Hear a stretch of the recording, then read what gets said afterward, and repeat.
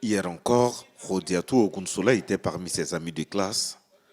Cet après-midi, c'est l'annonce officielle de sa disparition que justifie cet attroupement des élèves de son établissement.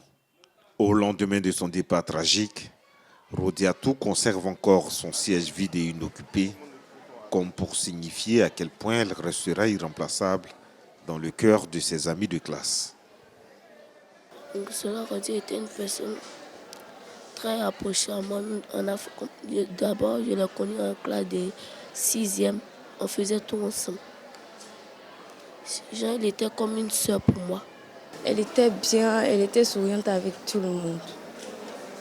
Elle était bien, elle n'avait pas de discours avec quelqu'un. Elle taquine tout le monde. Si les choses avaient été différentes, Rodiatou aurait pris part à ce cours d'anglais cet après-midi, le tout premier de sa classe après la nouvelle tragique de son décès. Elle était beaucoup attachée à moi. Même pendant les cours de renfort, les séances même, il y a certains coups que je ne la faisais pas payer, mais elle suivait. Pour dire vrai, la petite, c'est l'une de mes élèves préférées. Pour ne pas dire mon élève préféré. Âgée de 13 ans, Rodiatou était en classe de 5e à l'Institut Soma Samakeda Djamé, où elle est inscrite depuis la classe de 6e. Au domicile familial, c'est la consternation.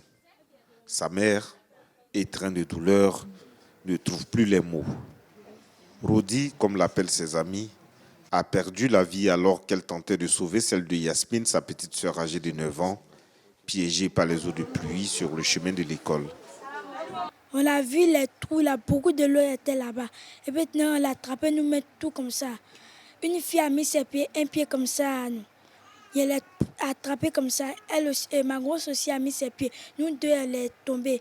Et maintenant, il était attrapé, ma grosse, elle m'a sauvée. Il est si monté. Et maintenant, elle voulait attraper ma grosse, elle est déjà partie.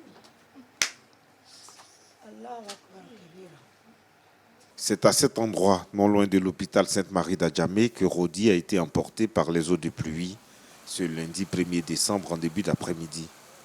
Son corps sans vie sera retrouvé quelques heures plus tard dans ce grand bassin qui jouxte les locaux du quotidien Fraternité Matin. Sa famille pleure un enfant jovial, taquine et débonnaire.